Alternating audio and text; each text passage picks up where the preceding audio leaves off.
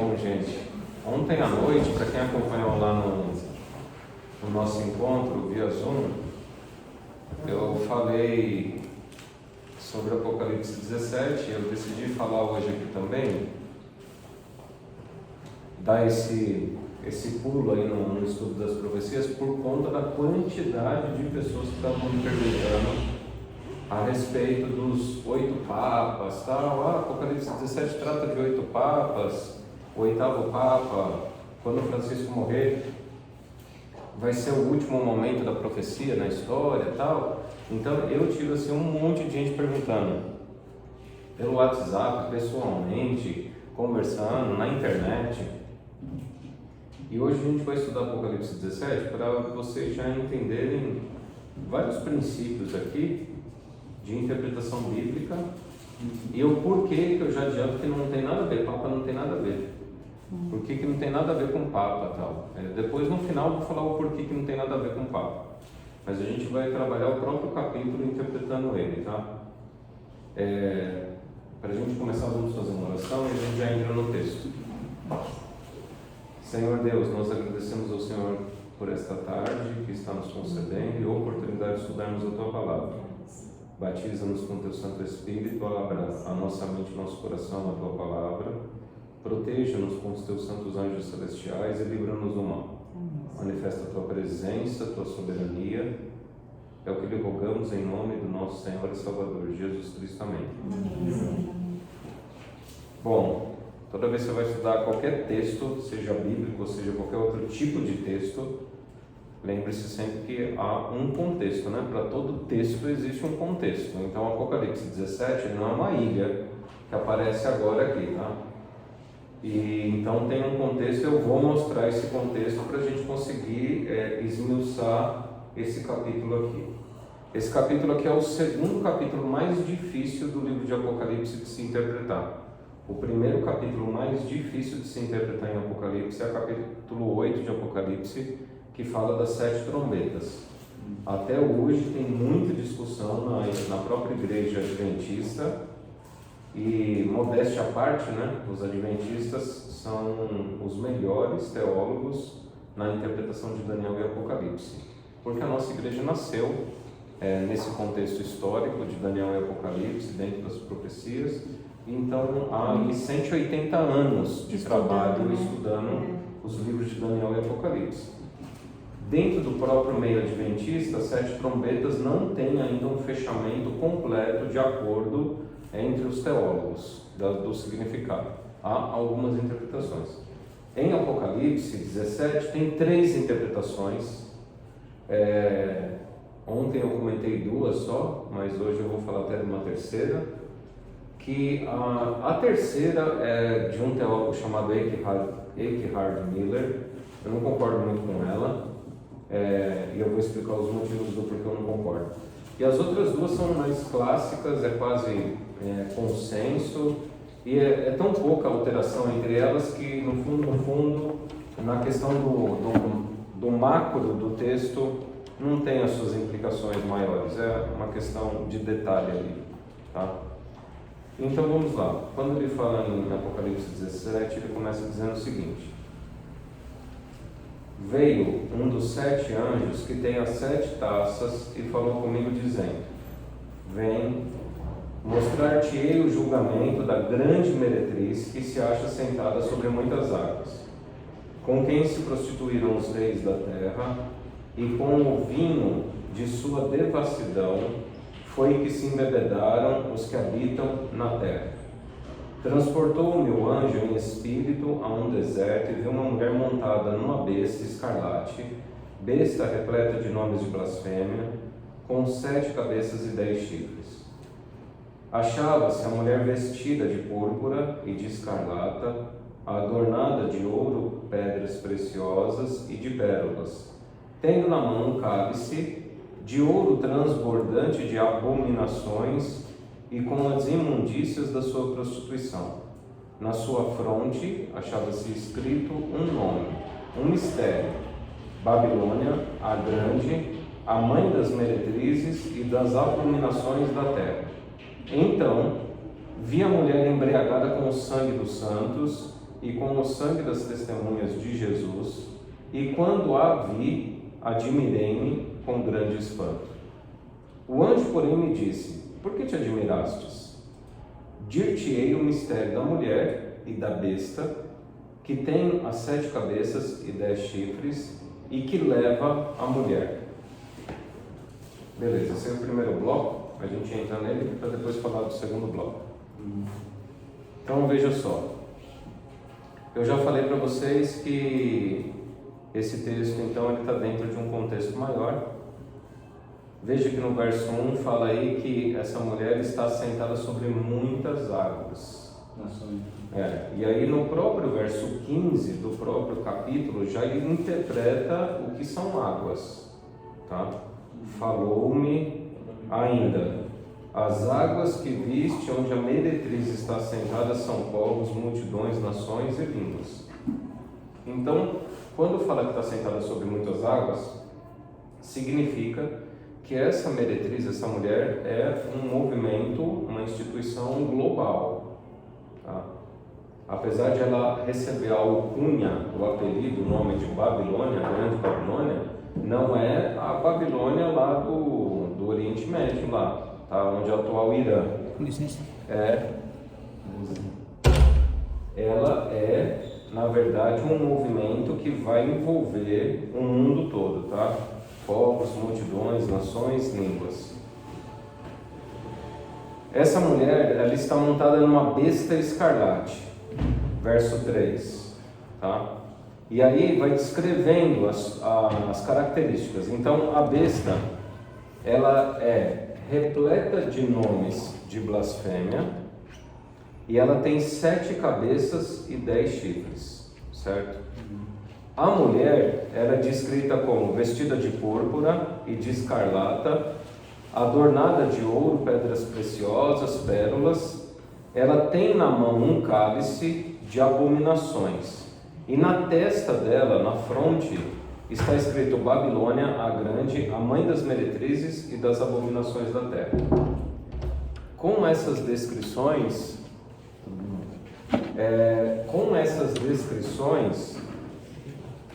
veja, esse aqui é o anticristo, tá? Quando fala da mulher, ela fala do anticristo, por quê? Porque a linguagem ela é similar às vestes do sumo sacerdote. Que o sumo sacerdote tinha urim, tumim, ele tinha um peitoral com várias pedras preciosas ali, com o nome das tribos. Ele estava adornado, e o sumo sacerdote ele tinha uma tiara na testa dele escrito santidade ao Senhor.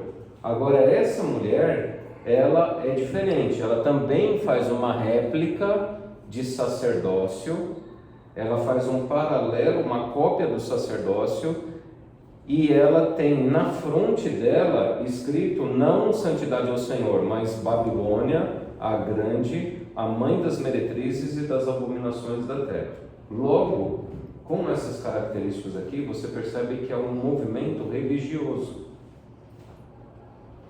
E a mulher é igreja, não é? Exatamente. Prostituta. Mas você percebe que eu não precisei nem fazer essa... não é forçar, não precisei nem entrar nesse campo do alegorismo aí, tá? Falando que mulher é igreja. Ainda que tá certo o raciocínio. Mas eu nem preciso, porque as próprias características da descrição da mulher já mostra que é uma cópia, é um movimento paralelo ao movimento sacerdotal. A contrafação do movimento sacerdotal, tá? Ela tem uma taça, Deus também tem as suas taças, né? Com esse negócio de vinho, de taça, na verdade é a questão da verdade, da palavra. Então, ela tem um conjunto de filosofia, de teologia para apresentar ao mundo, mas diferentemente do sacerdote que apresenta exaltando a verdade e pregando a palavra, essa aqui ela embebeda as nações e ela cria, ela multiplica a prostituição. Entendeu? Pode falar. A igreja que na vida prostituta, que você fala assim, o anticristo, Exatamente. Mas foi que está sentado na besta, né? A besta não seria a mesma besta de capítulo 13? Então é anticristo sentado com anticristo? Como seria isso? Exatamente. Por quê? O que é a besta? A besta é todo o sistema político que acaba se utilizando da religião. Tá? Besta é o sistema papal. Então, o sistema papal é o que melhor se enquadra aqui. Por quê? Porque o Estado de Israel, lá no Antigo Testamento, ele foi uma nação fundada baseada na teocracia, certo? Deus governava e através dos sacerdotes, não tinha rei, certo? Chegou um momento que houve uma ruptura, onde a própria nação de Israel virou e falou assim, nós queremos ter rei como as nações pagãs têm rei, nós queremos também ter reis. Então, há um afastamento do ideal de Deus, do plano de Deus, e a nação de Israel escolhe o seu próprio caminho, que vai redundar no quê? Primeiro, divisão das 10 tribos do norte com as 2 tribos e meia do sul, aonde se destrói as 10 tribos do norte. Ou seja, o próprio povo de Israel vai se destruindo nas escolhas que eles fizeram. Eles vão fazendo alianças políticas ao longo da história, com os reis. Então, só que Apocalipse, ele está falando da história cristã, não da história judaica. Mas é importante você conhecer a história judaica para você entender que a história cristã acabou replicando a apostasia da história judaica. Entendeu? Então, qual é a igreja que fez qual é a igreja que fez tratados com os reis da terra? Católica. Qual é a igreja que acabou fundando não só uma igreja, mas acabou se transformando em um Estado? A própria Igreja Católica Apostólica Romana, que tem a Igreja Católica Apostólica Romana, e aí você entra lá no site vatican.ca, por exemplo, mas tem um site também dele chamado Estado do Vaticano. Então é um Estado e é uma igreja. Por isso a mulher é montada na besta, entendeu? A mulher é montada na besta porque é um Estado, a besta, mas ele leva a mulher, que é a instituição católica apostólica romana, que é uma igreja. É uma igreja-estado ao mesmo tempo. Ele é o dono. Entendeu? Então essa besta e essa mulher prostituta é a mesma pessoa, é a mesma entidade. Tá? Não confundam a besta, é muito comum quando eu converso com as pessoas confundirem a besta com Satanás. Satanás é o dragão, ele dá autoridade para a besta, tá? Ele dá poder para a besta. Então o dragão, ele na verdade, ele implementa 2 sistemas, que a gente já vai falar do outro, ele implementa 2 sistemas para ele receber adoração. Assim como o Pai, ele enviou Jesus, e também Jesus, quando subiu ao Pai, enviou o Espírito. Então tem a trindade do bem e a trindade do mal, tá? Qual é o objetivo? Deus é glorificado no Filho, e hoje através do ministério do Espírito Santo. O Filho é glorificado e o Pai é glorificado pelo ministério do Espírito. No tempo do fim, o falso Espírito vai criar uma imagem ao falso Cristo, para que essa imagem feita pelo falso espírito, que é a imagem da besta, vai fazer com que o dragão seja adorado. Tá? Por isso que no verso 7, note que aparece no fundo aqui 3. Parece que é 2, mas são 3. O anjo, porém, me disse: por que te admiraste? Dir-te-ei o mistério da mulher, da besta, que tem 7 cabeças e 10 chifres, e que leva a mulher. Então é a mulher, a besta que leva a mulher. Muitas pessoas enxergam esse leva a mulher no final aqui como essa mesma mulher que é dita no início da frase. Mas aqui há um sentido de 3. Então a besta que tem a mulher e que leva a mulher. Por que João ele se admira com grande espanto? Quando ele olha aqui, né? Ele fala assim, no final do verso 6: quando a vi, admirei-me com grande espanto. Porque o que João viu na profecia revelada para ele? Ele viu um movimento cristão sendo perseguidor de cristãos. Ele viu um poder de uma igreja cristã que causou estupendas destruições e perseguiu o próprio povo cristão. E isso espantou ele. Entendeu? O mistério da mulher besta e o que leva a mulher são coisas diferentes. A besta, a mulher e que leva a mulher. O mistério da mulher é a primeira mulher, Isso. aí tem a besta, Porque tem a besta que leva a mulher. Exato. Então tem uma mulher, a besta e uma mulher. Entendeu? Mas qual é a diferença dessa mulher? Aí, porque tem a besta que emerge da terra, que é a igreja católica, a besta que emerge do mar, que é a igreja católica apostólica romana. A besta que emerge da terra é o falso protestantismo, é o protestantismo apostatado, que nasce nos Estados Unidos da América.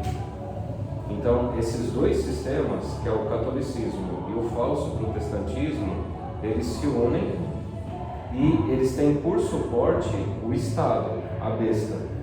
Veja como que os protestantes hoje estão envolvidos diretamente na política hoje e cada vez mais entrosado na política.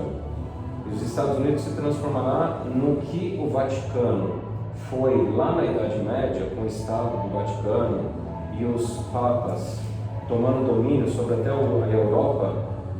Então, os reis europeus, eles sustentaram a Igreja Católica Apostólica Romana. Quando acontece a Revolução Francesa, gente, não é só a Revolução Francesa. Por que o Papa Pio VI foi preso? O Papa Pio VI ele foi preso em um contexto onde as monarquias europeias estavam caindo. Houve uma mudança nessa estrutura da besta. Os reis da terra sustentavam a besta. Só que aí, os reis da terra, que eram a besta, sustentavam essa mulher, essa prostituta. Tá? Tudo isso é a besta. Consegue entender aí? Você falou que os reis, que era a besta, sustentava a mulher. Por que ela tem 7 cabeças e 10 chifres? Os 10 chifres lá de Daniel, Daniel capítulo 7. Né? Por causa dos 10. Quando o Império Romano se esfacelou, ele se esfacelou em 10 povos bárbaros. Então, esse sistema de governo, ele sustenta a prostituta. É ele que sustenta o ampara. Quem que é a guarda do Vaticano hoje? Suíça. Certo? Então, Eu assisti o. Entendeu? A guarda do Vaticano é a Suíça. Então, esses poderes políticos, eles dão sustentabilidade para a própria meretriz existir. Entendeu? Tá, a Igreja Católica, que é a mulher. E a besta é quando você falou, é o Estado, são os reinos que ajudam essa mulher. Isso. O Estado. E o Vaticano ele é atípico porque ele não é só uma igreja, ele também é um Estado. Ou seja, ele tem um pedaço dentro da besta. Porque a besta é os 10 chifres, certo? Então o Vaticano ele também é um Estado. E ao mesmo tempo ele é a mulher, porque ele também é uma igreja. Ele é uma igreja que é um Estado ao mesmo tempo. São dois poderes em um só. São dois poderes em um só, entendeu? Mas é político, porque o Apocalipse 13 não quer citar, não quer falar nada sobre mulher, né? Só fala, não precisou falar da Igreja Católica em si, só quis falar da besta em si, porque estava no contexto de Estado, que ele queria contar. É porque o Apocalipse 13, ele vem, obviamente, depois do 11 e do 12. Lá no 11, ele vai começar a descrever a formação desse processo de apostasia. Tá bom. Ele vai descrever essa formação desse processo onde vira, tá? Onde vira essa coisa que João vai se admirar quando ele olha, tá? Então, o papado, gente, quando chega a 538, ele já não é mais uma igreja. Ele se personifica totalmente como Estado. Ele faz as cruzadas, ele faz guerra no Oriente Médio. Os muçulmanos, os islâmicos odeiam o cristianismo por conta das cruzadas, tá? O que foi feito lá.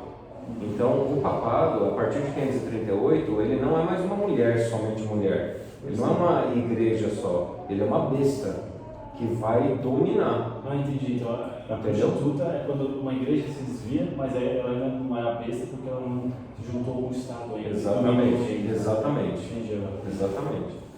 Os protestantes, eles estão se transformando, a gente vai chegar nessa profecia. Os protestantes, eles estão sendo carregados pela mulher e pela besta, que é essa mulher que está sendo carregada, e com o passar do tempo, essa mulher ela vai se transformar no 8º rei que procede do 7 caminho rápido para a destruição. Ou seja, os Estados Unidos da América, que foi fundada por protestantes, já teve problema já lá na independência, em 1777. Por quê? Porque em 1777 os pastores norte-americanos se envolveram com política e com a maçonaria, que levou à guerra de independência da coroa britânica. Então, eles já começam o embrião dessa besta que emerge da terra, já começa desde 1777. Só que esse processo é secular. Agora, o que a gente está vendo com o Donald Trump? O Donald Trump está sendo extremamente amparado por todo esse corpo protestante, que envolvido até a cabeça na política, que vai desencadear o quê? A imagem da besta. O que é a imagem da besta? É quando os Estados Unidos da América acabar replicando o sistema político-religioso que houve lá na Idade Média. Então nós somos uma nação sobre Deus. Esse lance do Trump ter sofrido um atentado de morte ali, que quase literalmente veio a morrer, isso impactou a cabeça dele. A cabeça dele hoje é que Deus colocou ele lá na Casa Branca, que ele não é só um presidente, ele é uma pessoa chamada por Deus, preservada por Deus para fazer uma mudança no mundo. E isso aí vai se configurando na besta, essa nova besta, tá? Que é a besta da terra. Que é a besta da terra, que é o 8º rei, que eu já estou adiantando aqui a interpretação desses 8 reis. O 8º rei dos Estados Unidos da América, quando ele assumir esse papel global de impor um Estado religioso. Então, assim como existe no Irã já existe isso. O Irã é um Estado islâmico, é um Estado religioso. A ideia é que os Estados Unidos vai se tornar um Estado cristão, entendeu? Ele vai oficializar, fala assim, olha, aqui é o seguinte, nosso país é um Estado cristão, a gente não vai permitir mais nenhum outro tipo. Ontem ele já tomou uma decisão radical lá, ele virou e cortou 400 milhões de dólares da faculdade, da Universidade de Columbia, em Nova York, por conta de permitir que islâmicos palestinos façam protesto dentro da universidade. Esses tipos de ações, gente, já mostra que ele está direcionando para um único foco. Olha, ou você se enquadra nisso aqui, ou você está fora. Então, assim como no passado, na Idade Média, o Vaticano, a católica cresceu de uma tal forma que se uniu a um Estado e se transformou numa besta, Estados Unidos, que é o protestante, ou seja, é filho é isso aí. É o cristianismo apostatado, vai se utilizar da política. E aí os dois também se transformam representando a segunda besta, ou seja, o espelho do que é exatamente o que foi. Entendi. E ele vai implantar mundialmente essa visão. Entendeu? Veja o que o Trump vem fazendo, é só vocês observarem as notícias. Vira e fala assim, olha, México, você não está perseguindo os traficantes lá e está permitindo que entre lá. Quer saber? Vou taxar vocês em 25%. Aí o México se dobra. Não é assim e tal. Pode entrar com o exército aqui, você pode também ajudar a prender. Então, esse tipo de batalha que ele está imprimindo, essas batalhas tarifárias tal, no fundo, é com a multiplicação do comércio ele vai prostituir todas as pessoas. Tá?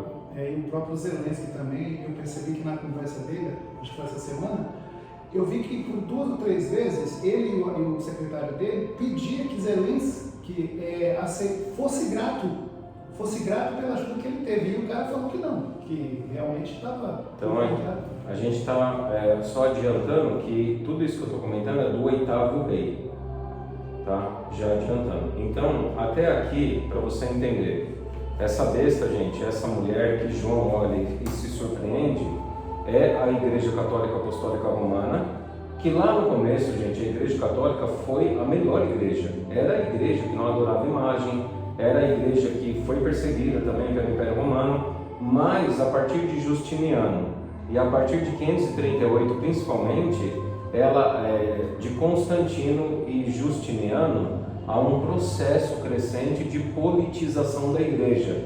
E o Império Romano, ao mesmo tempo que ele foi enfraquecendo, ele precisou da igreja para ele se manter no poder. E aí aí que acontece a prostituição. Então eu sou um império, meu império está ficando fraco. Para eu me manter no poder, eu preciso do auxílio da igreja. E a igreja, o bispo de Roma, acabou fazendo esse tratado. E isso é a prostituição. Que aí a igreja deixou de ser perseguida. A igreja deixa de ser perseguida, o Estado reconhece o cristianismo e reconhece o bispo de Roma, porque tinha outros bispos. Tinha vários bispos na época, mas aí por Constantino, principalmente Constantino e Justiniano, eles decretam, olha, o bispado real é o bispado de Roma. Tá? E aí então surge o Estado do Vaticano, o papado, que ele tem plena autonomia e poder no Império Romano Ocidental, porque no Oriental ficou lá Constantino, né? Em Constantinopla. E na política então, a igreja passou a mudar mais do que o próprio rei. Seria isso?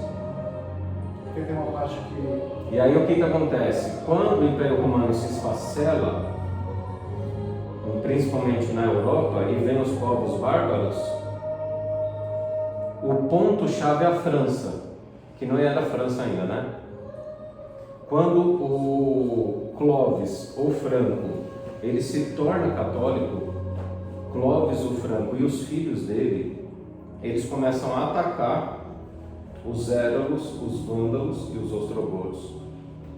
E aí cria uma margem de segurança, uma fronteira de segurança para o Vaticano existir com muito poder.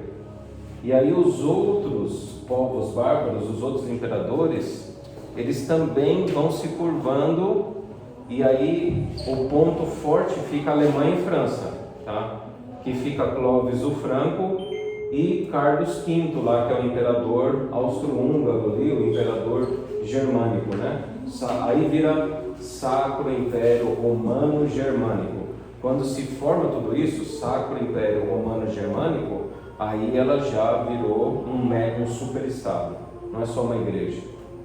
Então, para qualquer rei da Europa, então, desse ponto em diante, para qualquer rei da Europa ser coroado, precisava do consentimento do Papa. Se o Papa não consentisse, não era rei. E na verdade era o Papa que coroava os reis da Europa ali, tá? É esse movimento da besta, da mulher aqui que a gente está vendo, tá?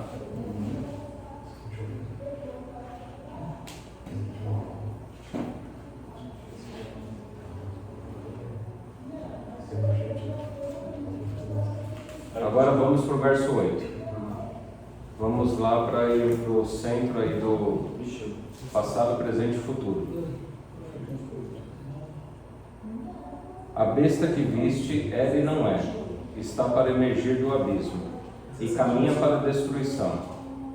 Aqueles que habitam sobre a terra, cujos nomes não foram escritos no livro da vida desde a fundação do mundo, se admirarão, vendo a besta que era e não é, mas aparecerá.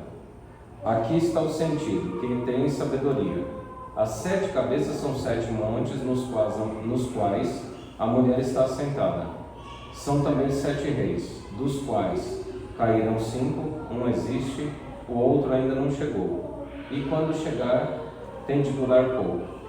E a besta que ele não é, também é ele, o oitavo rei, procede do 7 e caminha para a destruição. Aqui, Ale, para deixar um pouco mais claro para você, o que é a besta no fundo? A besta, a gente entende pelo texto aqui, que é quando Satanás consegue um poder de influência quase que ilimitado sobre a cabeça do governante. Não é Satanás que está governando pessoalmente, mas ele tem tanto poder de influência, esse governante, ele acaba seguindo tanto o que Satanás apresenta ali, e a autoridade, o poder que ele vai entregando para eles, que ele esse poder se torna a besta na Bíblia. Entendeu? Por que é a besta? Vamos lá em Apocalipse 13.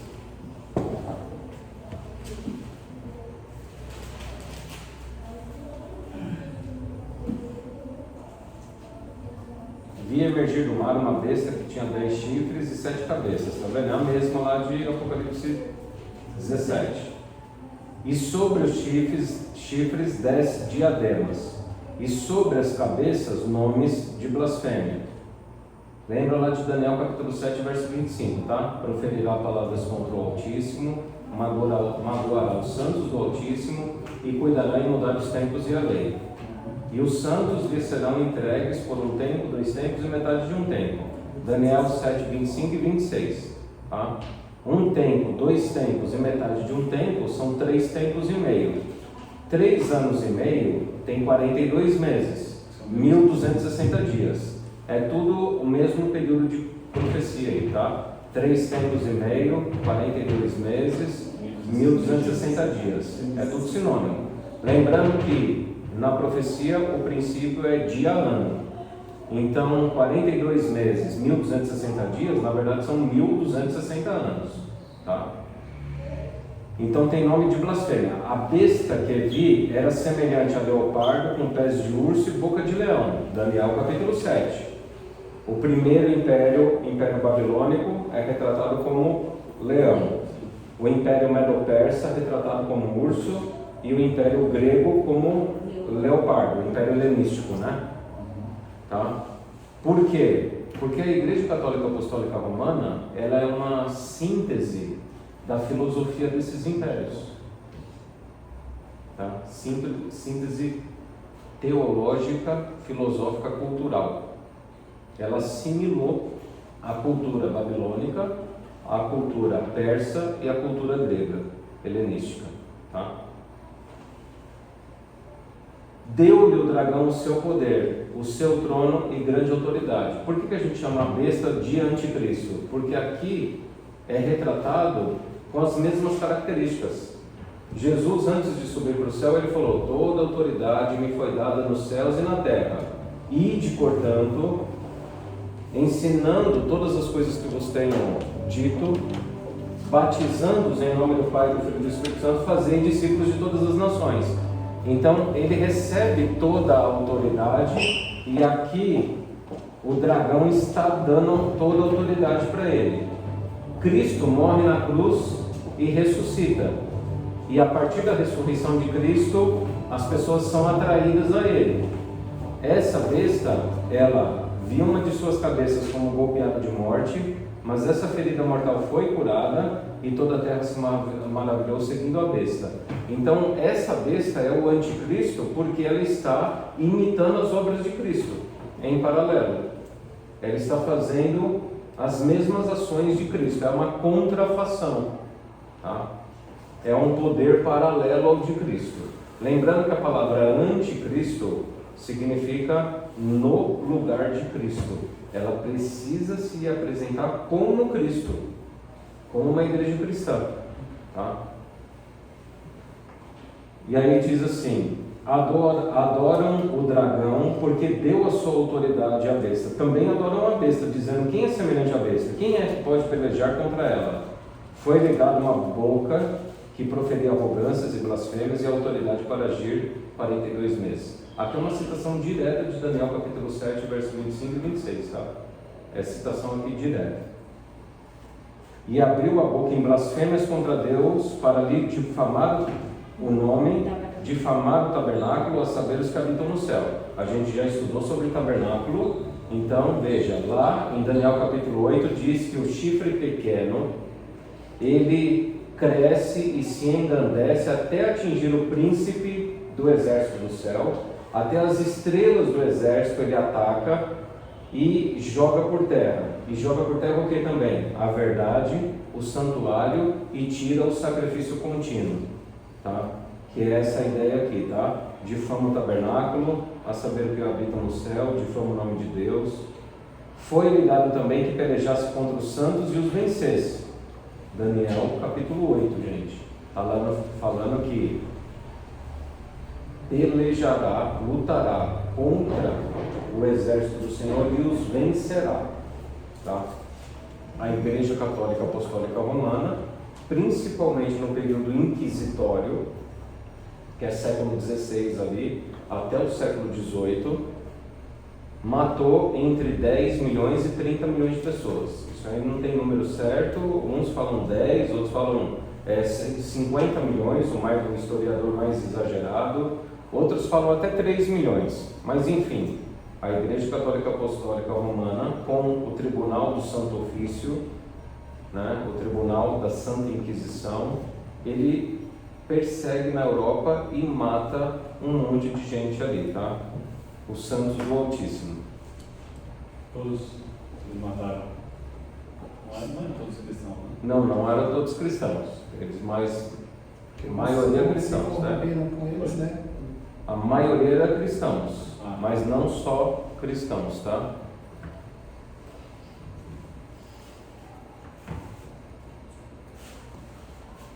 E aí diz aqui, né? Adorarão todos os que habitam sobre a terra, aqueles cujos nomes não foram escritos no livro da vida do Cordeiro. Então veja lá, no Apocalipse capítulo 17, fala exatamente isso aí, né?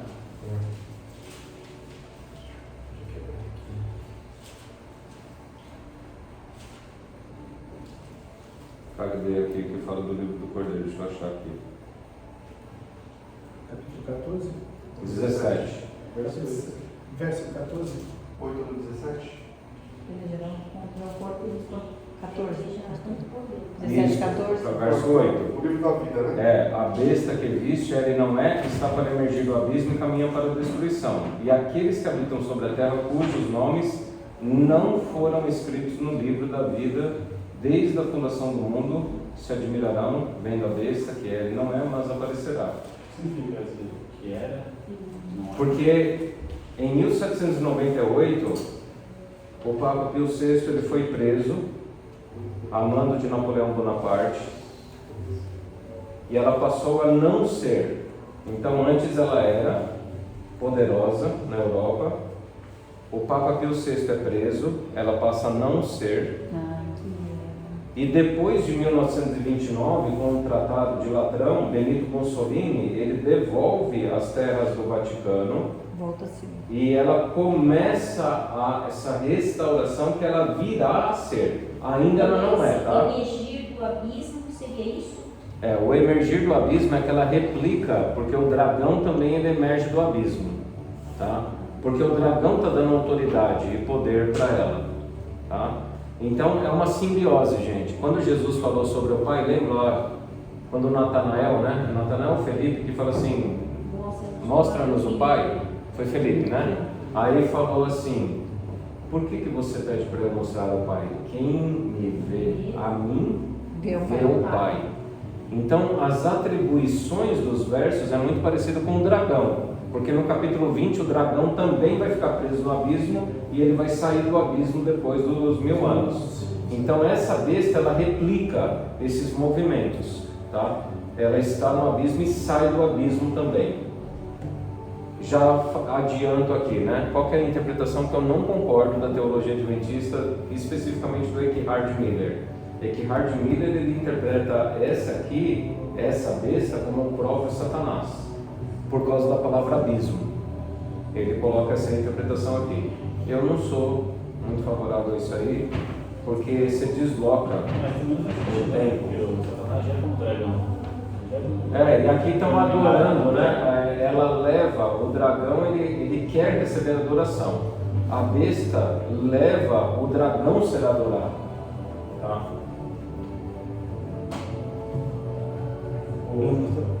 Pode falar.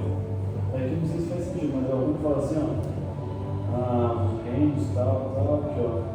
Os quais caíram 5 e 1 existe e não chegou. Então, tipo assim, é João falando porque, ó, caíram 5, não existe. O anjo que está falando para o João. Agora a gente entra nesse texto. Sim, mas é que, tipo assim, quando fala era e não era. Tipo, era. Se for era e não era, você já está indo lá para a Idade Média. Não deveria ser no tempo de João também. Era e não era. A besta que viste é e não é. Está para emergir do abismo e caminha para a destruição.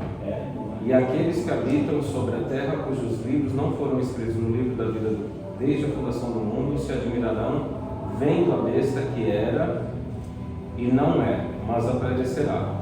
O que acontece? Quando ele está falando aqui que não foram escritos no livro da vida, ele está fazendo alusão lá a Apocalipse 13. Acontece que Apocalipse 13, ele está falando do nascimento da Igreja Católica Apostólica Romana, no tempo dela. Por isso que eu estou indo para a Idade Média, entendeu? Aí ele vai explicar melhor para João, que é o verso do 9 e 10 aí. Aqui está o sentido que tem sabedoria. As 7 cabeças são 7 montes, nos quais a mulher está assentada. São também 7 reis, dos quais caíram 5, um existe, outro ainda não chegou, e quando chegar, tem de durar pouco. E a besta que é e não é, também é ele, o 8º rei. Procede dos 7 e caminha para a destruição. Vamos destrinchar esse negócio aqui. Parece que a besta que não é que você coloquei de Igreja Católica, o 8º rei. Também é ele. Por quê? Porque a ferida vai ser curada. Então, o 8º período, o 8º rei, ele vai proceder dos 7 porque já existia lá esse mesma força. Então, qual que é a interpretação clássica aí? A interpretação clássica é que a gente pega o ponto do verso 10, ó, dos quais 5 caíram, um existe, certo? O anjo está falando com João no 1º século. Então, a frase um existe, logo é o quê? Roma. Que João está escrevendo o livro de Apocalipse no Império Romano. Então, um existe. 5 caíram. Aí você vai para trás, ao longo da história, você pega todos os impérios que perseguiram o povo de Deus na história. Então, os 5, quem são? O primeiro, retratado na Bíblia, foi o Egito.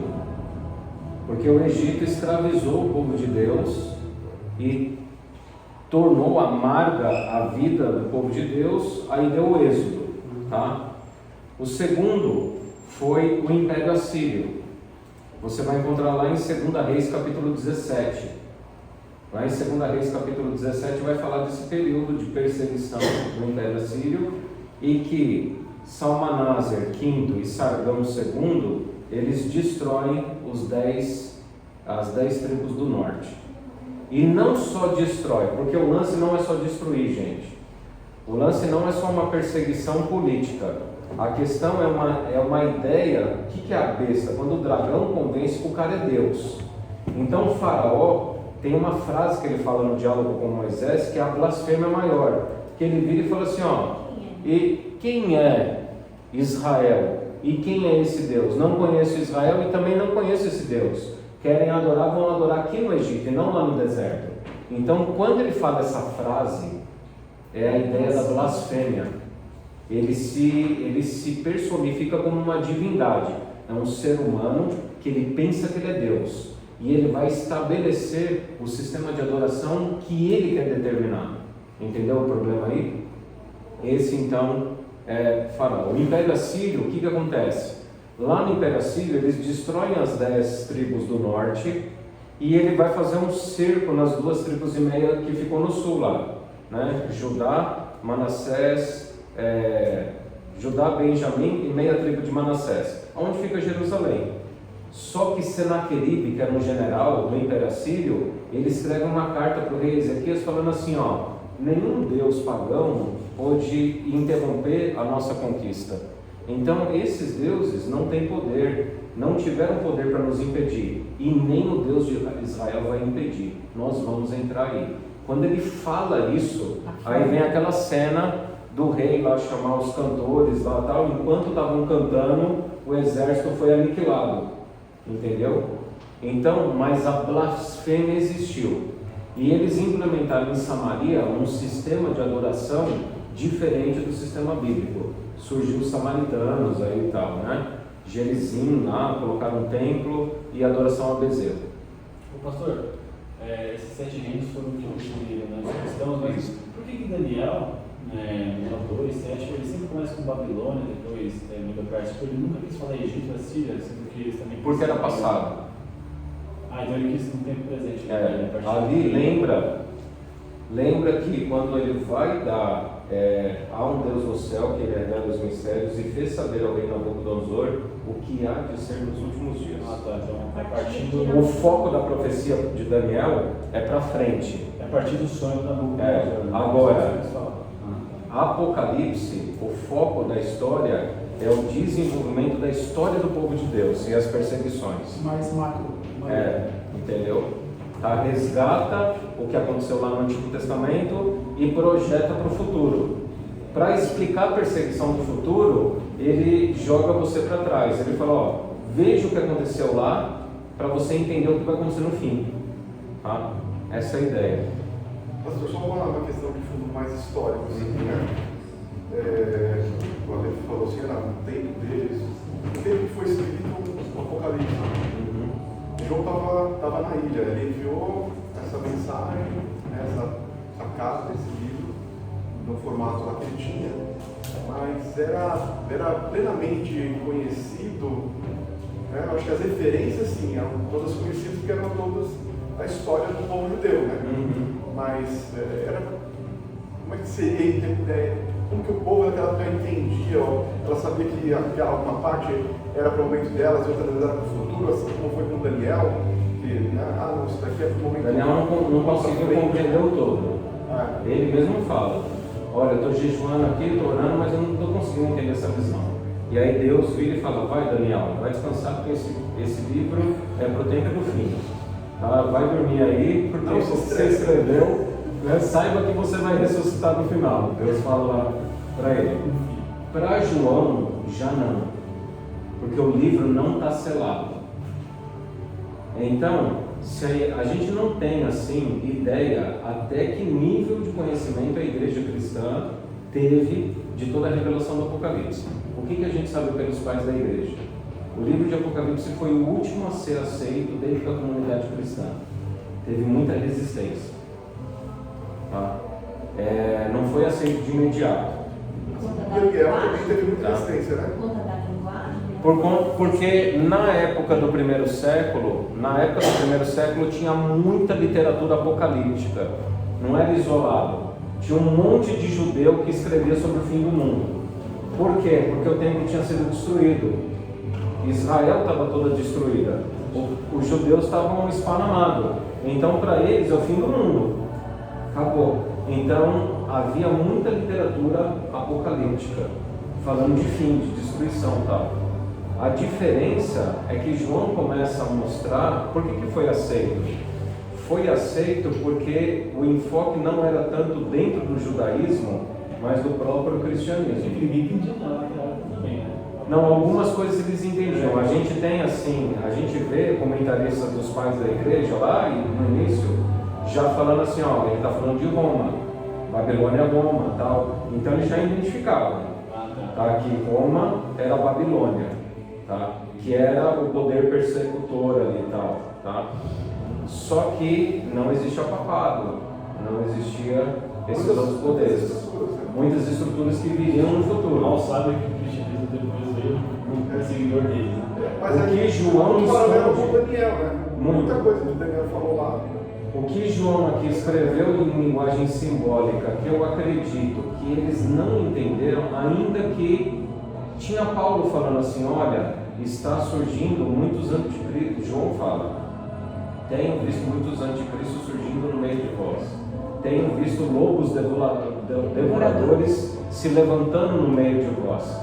Quando João ele recebe essa cena, alguns da igreja ali começaram a compreender. Ele falou: o que a gente tem como igreja hoje, em algum momento, ela vai se apostatar totalmente.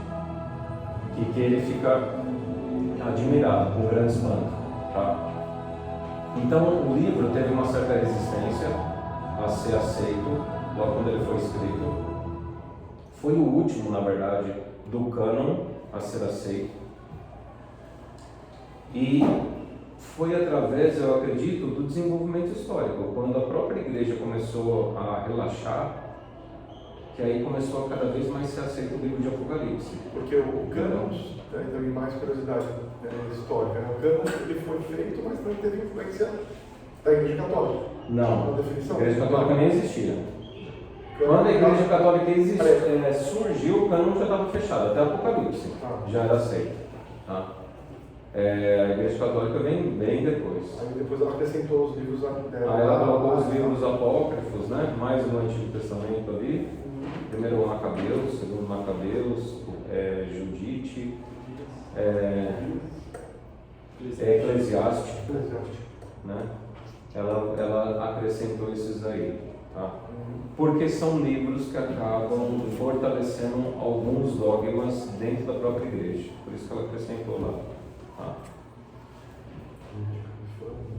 Então a gente parou aí no Império Assírio. Depois vem o Império Babilônico. Os 5 caíram, né? Então vem Egito, Assírio, Babilônia. O Império Babilônico, bom, está lá no livro de Daniel, no capítulo 3, Nabucodonosor. Ele institui um sistema de adoração na estátua de ouro lá, e quem não adorasse ia ser jogado na fornalha. E Belsazar, que é o tataraneto dele, ele blasfema com os utensílios da casa do Senhor em uma orgia, e aí nesse ato blasfematório é quando cai o Império Babilônico e vem o Império Persa. E aí vem o Império Persa. O Império Persa tem o exemplo de Daniel na cova dos leões, que por 30 dias houve um decreto onde Dario, o Medo, decreta que ninguém pode orar a Deus, mas tem que adorar para ele, ou seja, ele se coloca no papel de divindade. Percebe? Essa é a ideia. É quando um homem ele se coloca no lugar de Deus. Tá? Esse é o espírito do anticristo, é o espírito da besta. Tá? E Daniel é jogado na cova dos leões ali, no Império Persa. Depois vem o Império Helenístico, né, a Grécia. Não. O Império Helenístico e o Império Grego é o mesmo, tá? O Medo-Persa é Daniel na cova dos leões, quando faz o ato blasfematório ali, tá? Logo no começo. Depois vem o Império Helenístico, né? O Império Grego, se você preferir chamar aí. Depois da morte de Alexandre o Grande, vem os Ptolomeus, dinastia Ptolomaica, e a dinastia Seleucida. Então, ao norte de Israel vinham os Seleucidas, ao sul de Israel os Ptolomeus. Tá? Cleópatra é famosa aí, né? Por causa do cinema. Cleópatra, ela era descendente da dinastia Ptolomaica. Ela que até namora com Marco Polo, se não me falha a memória, imperador lá, né? Que já Roma já estaria nascendo ali, tá? Surgindo. Então, os Ptolomeus faziam guerras com os Seleucidas e o povo de Israel sofria pra caramba, porque uma hora estava escravo dos Ptolomeus, outra hora estava escravo dos Seleucidas. O ápice da abominação é quando tem Antíoco Epifânio, que ele não foi um rei muito influente, na verdade ele não foi muito de poder na história, na verdade foi bem pífio a administração dele, mas teve uma coisa que ele teve como diferencial dos outros. Ele invade o templo de Jerusalém, que havia sido reconstruído, ele sacrifica porcos no altar e ele começa a perseguir religiosamente os judeus ali, que aí é retratado no 1º e 2º Macabeus. O 1º e 2º Macabeus é um livro que é legal você ler, mas não no sentido que é inspirado, mas é um livro histórico, para você entender o que estava acontecendo nesse período aí, tá? Então, 5 caíram: Egito, Assíria, Babilônia, Pérsia e Grécia. 1 existe, que é o Império Romano. O 7º há de surgir, tem que durar pouco. E o 8º também faz parte do 7, caminha rápido para a destruição.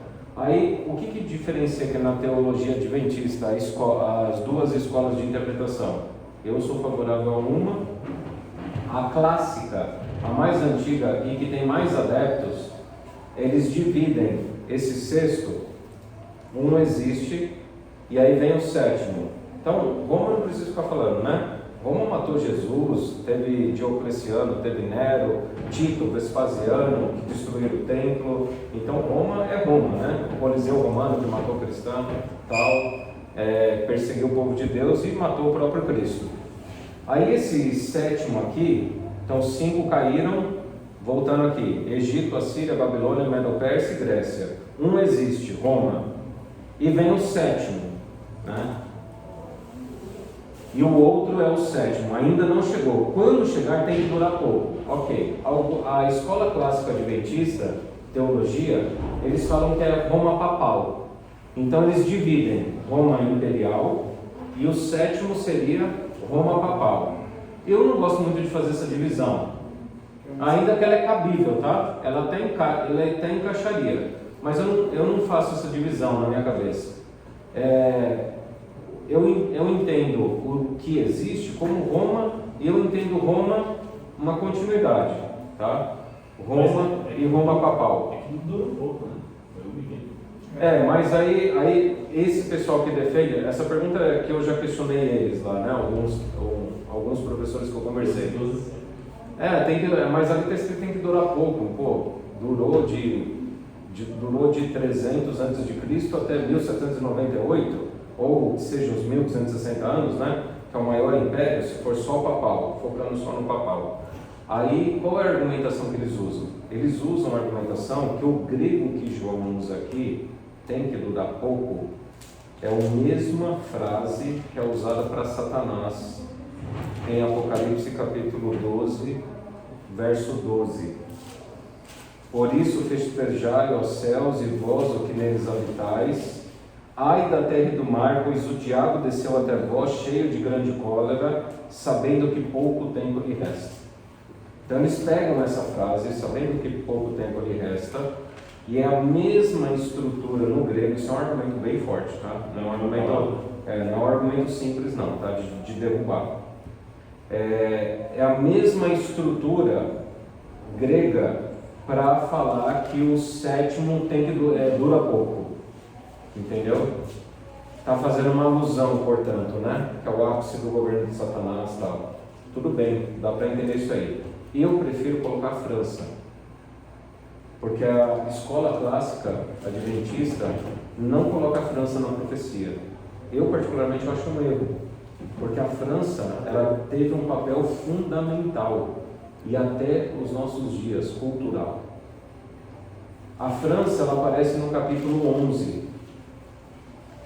E é estranho até a escola clássica adventista, a França é uma teologia mais moderna, tá? Quando eu digo assim, dentro da teologia adventista. É estranho porque a escola clássica, ela apresenta a França no capítulo 11, verso 7, 8 em diante ali, mas depois não fala mais nada da França.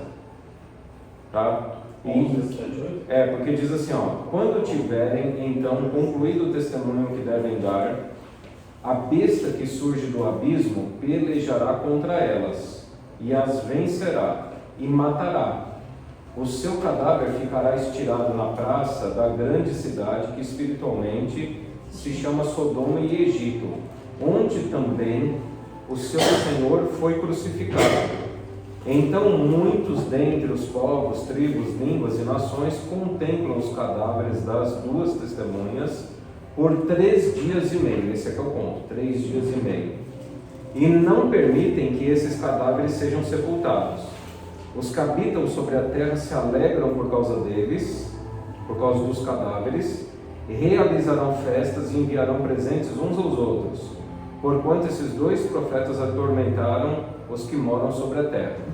Os 2 cadáveres aqui, gente, é Antigo e Novo Testamento, tá? É a Bíblia, tá? Antigo e Novo Testamento, as 2 testemunhas. Então, o que acontece? Durante 3 anos e meio, que é o governo do terror da França, que inaugurou lá em 26 de novembro de 1793, começou o governo do terror, e foi até 17 de junho de 1797. O que eles fizeram, a França? A França foi muito rápida, só que foi extremamente sanguinária. Eles arrastaram os protestantes, mataram eles na noite de São Bartolomeu, pegaram todas as Bíblias que estavam na França, juntaram e tacaram fogo na Bíblia na praça pública.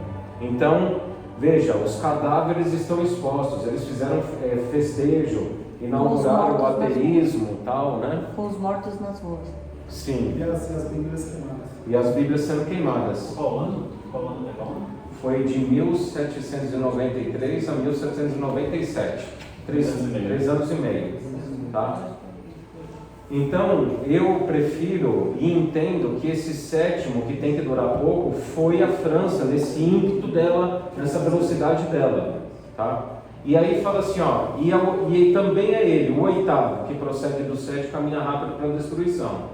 Se você pegar a França, ela tem, historicamente, uma profunda influência na guerra americana por independência, na Constituição norte-americana, que é uma das primeiras constituições. O Diego pode até ajudar nesse ponto aí, né? É talvez uma das primeiras constituições que mais assimilou a filosofia da Revolução Francesa, o Iluminismo. Concorda aí, Diego, ou não? Assim eu leio por aí, né? O pessoal comentando fora da teologia, tá? Pessoas que eu li ali e tal. Então, e até os presentes que a França dá, como a Estátua da Liberdade, presenteando os Estados Unidos da América, todo o apoio que ela deu para o próprio Estados Unidos da América fazer a guerra contra a Inglaterra, o reino da Inglaterra, e conseguir a independência. Então, nasce ali, tá? Esse 8º rei. Que procede do 7º, mas por conta de que... Entendam uma coisa historicamente, tá? Ah, mas os Estados Unidos não foi fundado por protestantes e tal. Foi fundado, a gente está falando do século XVI. Eu estou falando do século XVIII. 200 anos depois da fundação da América, eles já se apostataram. Entendeu? Já não era mais assim, a terra da liberdade, a terra que acolheu todos aqueles que estavam fugindo da Europa, sendo perseguidos pela Igreja Católica Apostólica Romana, que fugiram e foram para a América. Com a guerra de independência já não era mais tão livre. Os protestantes se envolveram já, começaram a se envolver na política, os protestantes começaram a determinar. Houve até decreto dominical lá, um ensaio de decreto dominical naquela época, não numa magnitude federal, mas em alguns estados, que até hoje existe as Blue Laws aí, né? Então eles já estavam se afastando do princípio dos pais fundadores. Quando você lê o livro Grande Conflito, Ellen White cita muito um administrador colono, né?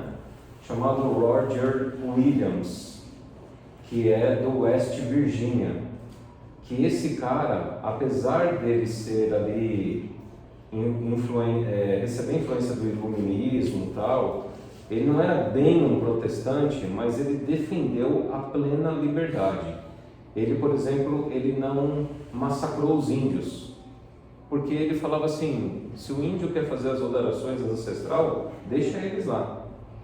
Quem quer ser ateu, quem quer ser católico, quem quer ser protestante, aqui na colônia da Virgínia vai ter liberdade para ser. E o Estado não vai interferir nesse assunto. Está proibido. Ellen White até elogia essa administração, dessa liberdade plena de adoração, que é o que Deus quer. Você não pode obrigar ninguém a adorar. Ninguém, nunca. Você tem que pregar a palavra. Eu prego a palavra, eu falo que o sábado não faz parte dos 10 mandamentos, mas se a pessoa vai guardar o sábado ou não, isso é uma decisão dela. Se a pessoa vai tomar a decisão de seguir, é uma decisão dela. Eu não posso obrigar de maneira alguma, mas eu tenho que mostrar a razão da minha fé.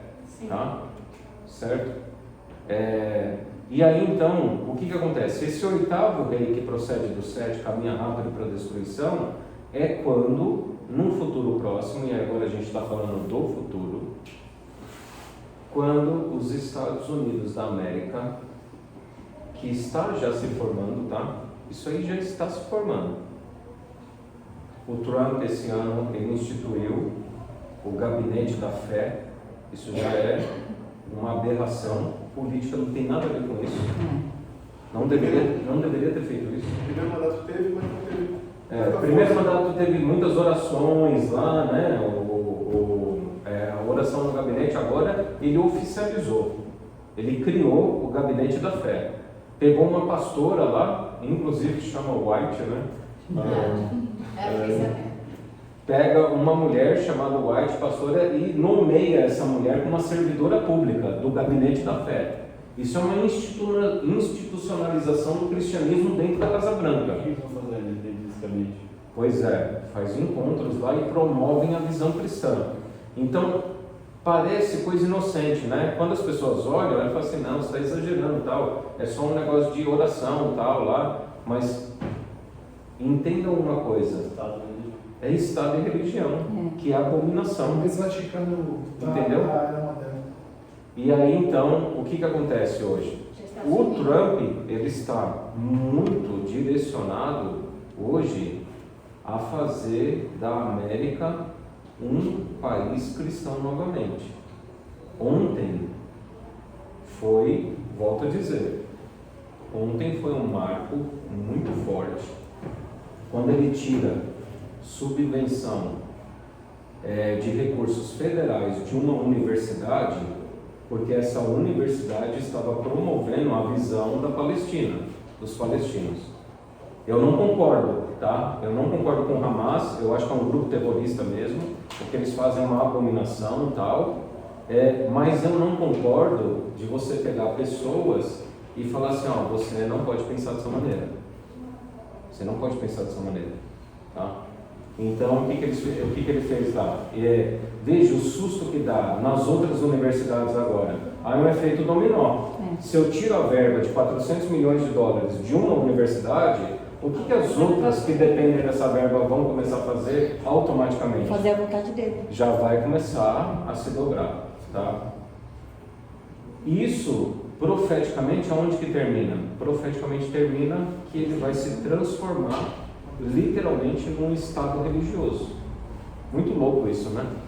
Porque se 2001 eles foram atrás dos islâmicos e condenam o Estado Islâmico, o ISIS, né? O Estado Islâmico, é muito louco você pensar que eles estão se transformando em um Estado cristão. O Estado Islâmico, lá no Oriente Médio, e o Estado cristão vai ser aquele que vai levar o terror para o mundo todo, tá? E aí a profecia diz que toda a terra vai se maravilhar, porque os 10 reis vão sustentar a grande Babilônia. E caminhando aqui para o final... Pastor, só João, que eu abri de novo aqui o 11.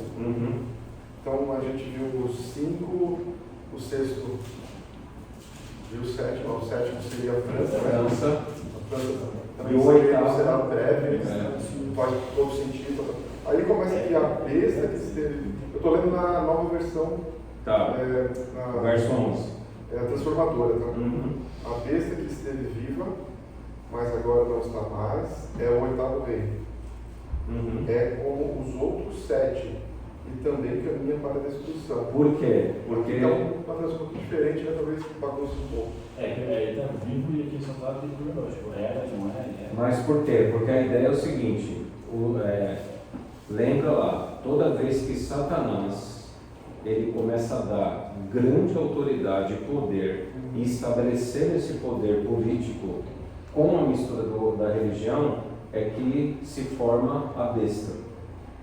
A besta que emerge da terra, ela vai criar uma imagem, a primeira besta, a ferida mortal vai ser curada, e aí as duas bestas se apresentam para o mundo, tá? Então, o dragão, ele solta da boca dele, lá nas pragas, Apocalipse capítulo 16, verso 13. Então vi sair da boca do dragão, da boca da besta e da boca do falso profeta 13 espíritos semelhantes a rãs. Então o que o dragão, qual que foi a primeira mentira que Satanás inventou lá no Éden? Imortalidade. A imortalidade. Você não vai morrer. Então é o espiritismo. Não só, né? Tá? Mas ali foi a base, você não vai morrer. Tá? O que é a besta? A rã que sai da boca da besta é o catolicismo romano, que é o que? Salvação por obras. Tá? Salvação através de sacramentos. O espiritismo é a imortalidade da alma. E o falso profeta, veja, o que movimenta o profeta? Quem que inspira o profeta? O verdadeiro. Certo, o Espírito Santo. Certo? Quando o profeta ele profetiza é porque ele está sob a atuação do Espírito Santo. Se é um falso profeta, significa o quê? Tá, sob a atuação O da falso Satanás. protestante, o falso espírito, que é o quê? O movimento pentecostal, que surge nos Estados Unidos da América. Então, através do movimento pentecostal, através da Igreja Católica Apostólica Romana e através do Espiritismo, é que vai juntar o mundo todo em uma única direção, que é adorar o dragão. Os Estados Unidos da América, é muito engraçado isso aí, ó. Isso é uma especulação minha, tá? Isso não é teologia agora, tá? É só uma ilustração. Não que a profecia está dizendo diretamente isso. Mas você pega o Elon Musk, que o pessoal está brincando nas redes sociais aí, falando que ele que é o presidente. O Elon Musk é espiritualista. Você pega o Trump, ele é um falso protestante. Um protestante apostatado. Presbiteriano aí. Ele se diz, né? Então ele é um falso protestante. E você pega o J.D. Vance, que é o vice, é o católico. Católico, falso protestante e espiritualista. Os três juntos. As cabeças que estão ali. Mas que importante cabeça. Não estou falando que a Bíblia está falando isso, Sim, acredite, sim. mas eles estão mostrando que, com isso, entendam o poder hoje de propaganda governamental que está na mão do administração. Você tem um protestante que é presidente, Sim. você tem um vice que é católico e você tem um co-presidente que é o cara mais poderoso da casa ali, Sim. que o cara é espiritualista. Ou seja, eles atraem a atenção do quê? Sim. Do mundo E o inteiro. que eles têm em comum Do dos mundo três? inteiro. Porque eles Entendeu? concordam com a mesma coisa. Não, Né? tem Eles mais se um unem detalhe. para concordar e decretar. Entendeu? Todos os três, o que tem em comum? Essas três religiões: Espiritismo, Catolicismo e Protestantismo. Protestantismo. Nega o sábado. Sim. É contra o sábado. Mas veja, não estou falando que é isso, tá? Eu só estou falando que Satanás ele é tão... Mas faz sentido. Ele é tão abusado, Satanás, ele conhece a profecia. E Satanás, ele sabe. Então, ele chacota. ele joga na É. nossa cara, assim, ó. A chacota. Estou jogando na cara de vocês aqui, vocês mesmos assim não Não enxergam. estou chegando, né? Tá?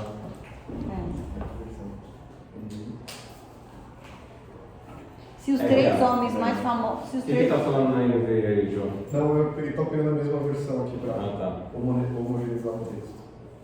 Não, mas a NVI, a NVT, a nova versão transformadora, a ideia é essa, tá? Qual que é a ideia? é assim, gente, não é que todos os papas são do capeta. Não. Se você ler o Grande Conflito com atenção, tem alguns que ela chegou a elogiar. Sim. Que trouxeram Mas benefício. chega um momento na história humana desses governantes que, para eles se manterem no poder, ou sei lá, é um momento que a gente não enxerga isso, tá? Isso aí não está visível aos olhos humanos.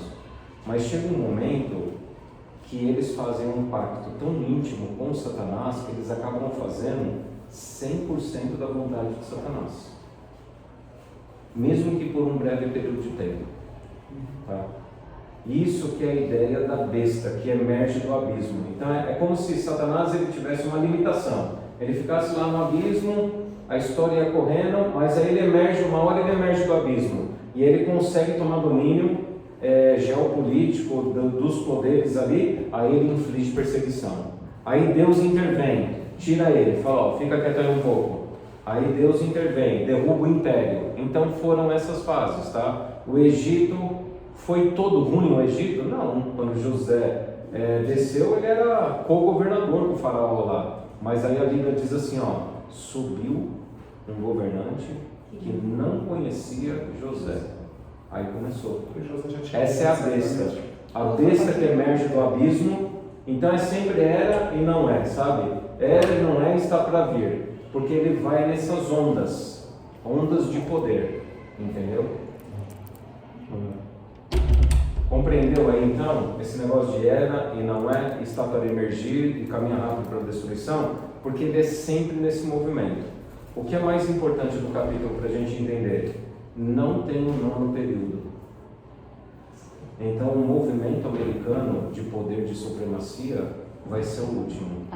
A China é poderosa, tal, é verdade, mas não vai ter império global chinês. Não vai ter império global russo. São players, são jogadores importantes na geopolítica, mas quem encabeça agora até o final, os Estados Unidos da América. E é o oitavo e último movimento, não vai ter outro. Não vai ter um nono, nem um décimo. Literalmente nós estamos no final da história. Amém. Então, estamos no final. Amém. No final. Porque a gente mantém mesmo os Estados Unidos como o último. E acabou. Porque é o oitavo reino e acabou. Tá? E aí o que acontece? Como é que termina a história, né? Eles vão se autodestruir. Muito louco isso, né? Olha se você está acompanhando notícias aí das últimas semanas, Europa anunciando a reconstrução de exército, 800 milhões de euros em investimento. Macron falando que vai vender tecnologia atômica para outros países. Polônia falando que vai comprar. Então, sabe, todo esse movimento, esse levante dessas nações, por conta, a China já reclamou, falando que os Estados Unidos estão levando o mundo para uma terceira guerra mundial. Tudo nessa semana que está acontecendo. E como é que termina? Termina assim, dizendo, ó, os 10 chifres que viste e a besta, esses odiarão a meretriz. E a farão devastada e despojada, e lhe comerão as carnes e a consumirão no fogo. Porque em seu coração incutiu Deus que realizem o seu pensamento, ou executem a uma e deem à besta o reino que possuem, até que se cumpram as palavras de Deus. A mulher que viste é a grande cidade que domina sobre os reis da terra. Então, no final, o que acontece? Aqui vai até pós-milênio, tá? Aqui no final, eles vão se autodestruir, o mundo acaba, Jesus volta, depois do milênio, Jesus ressuscita todos os ímpios, e aí todos os reis vão entregar, e aí a besta se revela, tá? Que aí é Satanás, a besta que é médio do abismo, ele não é. Depois do milênio, o que acontece? Lá em Apocalipse 20 vai explicar mais detalhado, falando que no final do milênio, os ímpios vão ressuscitar, e Satanás vai seduzi-los, e eles vão dar toda a autoridade para Satanás para encabeçar o Armagedon, que é a última batalha, onde ele vai cercar a cidade santa, que já desceu, a Nova Jerusalém, que já está aqui, e nessa tentativa última dele, vem o fim, destrói. só para ser honesto com vocês aí, vocês fiquem à vontade para escolher. Eckhard Miller fala que o oitavo é o próprio Satanás. Eu falo que é os Estados Unidos da América. Eu não, né? Um grupo. O Eckhard Miller, que é um teólogo respeitado da nossa igreja, muito inteligente, ele é falecido. Faleceu há pouco tempo. Ele fala que esse oitavo rei que procede do 7, caminha rápido para a destruição, ele fala que é o próprio Satanás.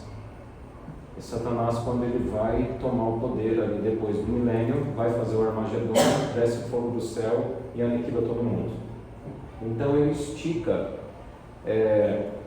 já os versos 11 ali, de Apocalipse 10, ele estica até pós-milênio.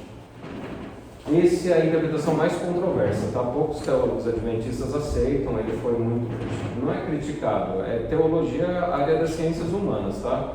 Então ele escreve a dissertação dele, a tese dele, e outros vão contra-argumentar. Mas são essas escolas, tá? A escola que defende a inclusão da França, eu prefiro ela, como o sétimo, que tem que durar pouco, e o oitavo, Estados Unidos. A escola que coloca o sétimo como Roma papal, e o sexto como imperial, e o oitavo, Estados Unidos. Aí acaba não dando muita diferença, porque no final as duas escolas se alinham. E o Eckhard Miller, ele não coloca os Estados Unidos, ele já pula direto para Satanás. Não sei por que ele faz isso, nunca tive aula com ele lá. Pastor, a besta, que é a última besta que é os Estados Unidos, eu pensei que ela faria as ações dela junto com a Igreja Católica, porque você falou que a ferida vai ser curada. Ela faz uma imagem à besta. Mas quando estamos no sentido quando ela vai ser curada, porque a besta da terra vai imitar o mar. Os Estados Unidos da América vai ter influência o quê? Aqui no Ocidente, nas Américas. Quando ele começa a defender a guarda do domingo, a obrigatoriedade religiosa, cristã, ele dá um fôlego para a Igreja Católica, porque quem apresentou o domingo dentro da teologia foi a Igreja Católica.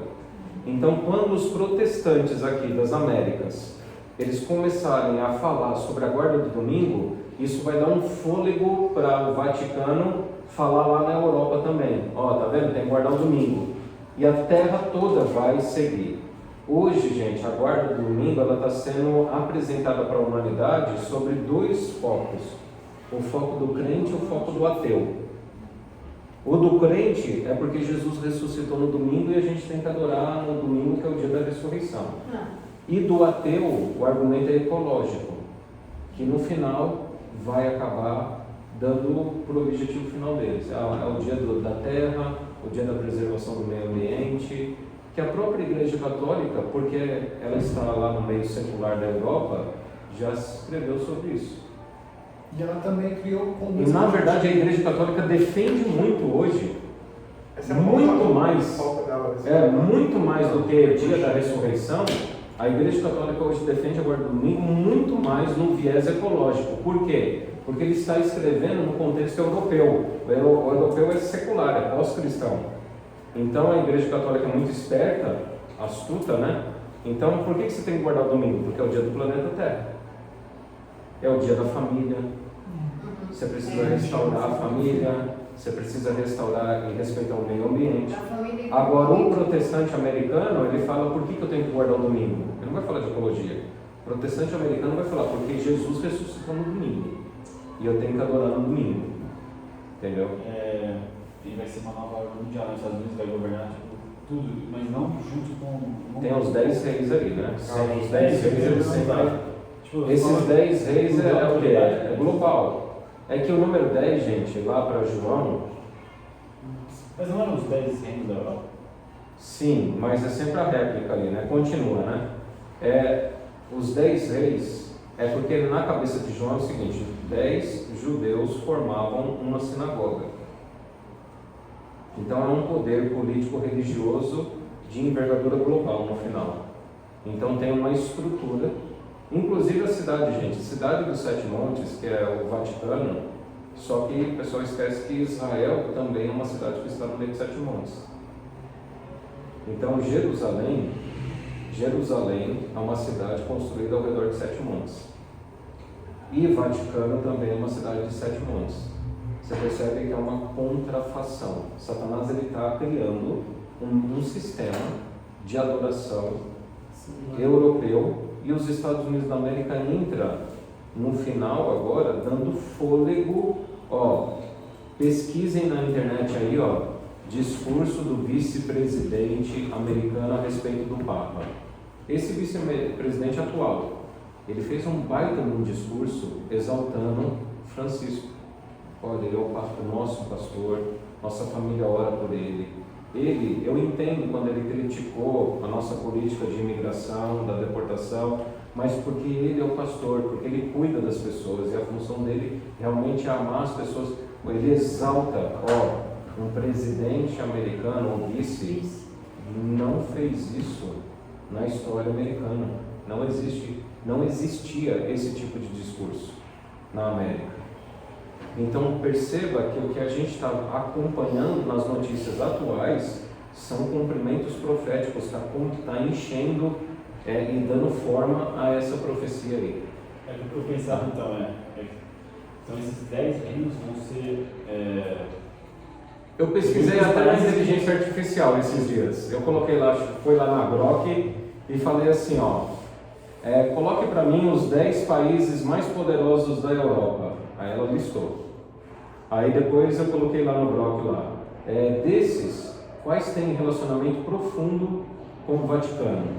Aí ela fez uma listagem, tá? E aí eu falei assim, quais são os países? Então, esse número 10, o que eu percebi fazendo essa pesquisa, por curiosidade, eu achava que ia dar assim 10 na lata, assim tal, mas eu percebi que as listas que ela mesma fez, a IA, ela foi misturando países, não foi 10 fechada, não se repetiu a lista. A minha intenção era ver se repetiria, sabe, os 10 países, para ver se encaixaria melhor. Uma explicação que eu tenho, tá? Eu tenho um print que você não vai achar mais eu posso até postar no grupo lá de Daniel Apocalipse, para o pessoal não ficar muito curioso aí. Mas a União Europeia, há anos atrás, no site dela, eles tinham um projeto econômico global. Esse projeto econômico global é muito interessante porque eles dividiram o mundo em 10 blocos econômicos.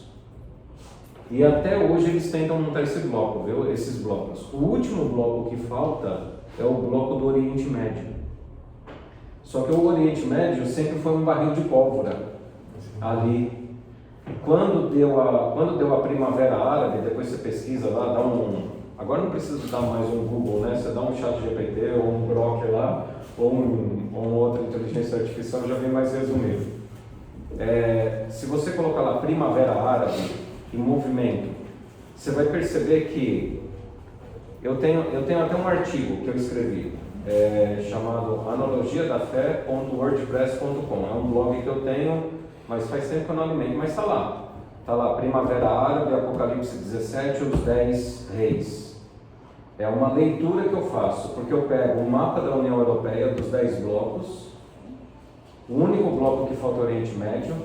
Você pega o Estado Islâmico, que foi um Estado que foi criado pela própria CIA, a União Europeia e o governo americano alimentaram o ISIS, que veio a ser aqueles que atacariam a Torre Gêmeas no futuro.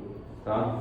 E se você pega a Primavera Árabe, que foi uma revolução que aconteceu ali, acho que 2004, 2005, que começou a cair os ditadores ali do Oriente Médio, se você interpõe o bloco da Europa, o ISIS e a Primavera Árabe, é exatamente o 10º bloco econômico.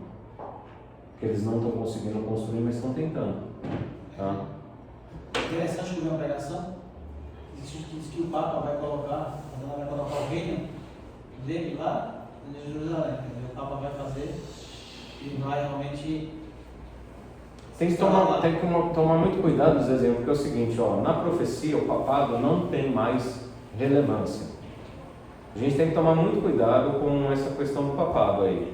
O papado vai ter a ferida dele mortal curada quando os Estados Unidos da América implantar um decreto dominical E por ser a maior superpotência, e por acordos comerciais, os mercadores da terra, os reis da terra se prostituem com ela, ele vai implantar essa ideia do decreto dominical no mundo todo. E os mercadores e os reis vão se prostituir, vão seguir. É nessa hora que o papado passa a ter o seu poder reconhecido. Então tem que tomar muito cuidado com isso, tá? Eu não estou falando que o papado ele tem a sua importância geopolítica, mas não é tão hoje. Quem tem importância hoje na profecia é Estados Unidos da América. Se você quer estudar e ver os movimentos geopolíticos, é os Estados Unidos da América, tá? Entendeu aí? E quando fala que é durante uma hora, assim, O pessoal tá... durante uma hora? Isso aí não entra no princípio dia e ano, porque o princípio de escola de interpretação é dia-ano. Quando fala uma hora, o sentido é o seguinte, é muito rápido. Quando os Estados Unidos da América ele se transformar num poder ditatorial, num estado religioso, vai ser muito rápido. Ele vira isso, ele causa os movimentos finais e Jesus volta. Entendeu? Vai ser muito rápido. Não sei de aproximadamente. Ou seja, vai ser quando acontecer, se nós estivermos vivos, pode ter certeza que o dia que acontecer nos Estados Unidos, você vai ver Jesus voltar com seus próprios olhos. Não vai passar outra geração. Que aqui os outros impérios passaram gerações. Quando fala uma só hora, é que a hora que os Estados Unidos fizer o decreto dominical, pode ter certeza que se você estiver vivo e ver essa notícia, você vai ver Jesus voltar. Você vai passar pelas 7 pragas, você vai passar por toda a calamidade final e vai ver Jesus voltar. Essa uma hora não seria profética em 14 dias? Não, então, eu já vi essa interpretação, mas isso aí fere, porque o princípio teológico de escola é princípio dia-ano. Hora é fração do dia, não tem princípio para hora. É sempre dia-ano, tá? Hora é porque é muito breve, vai ser muito rápido, tá? Eu ouvi falar que é um período de 3 anos e meio, mais ou menos. Não, aí o pessoal Nem Deus. Aí já é futurismo. Aí é futurismo. Teologia.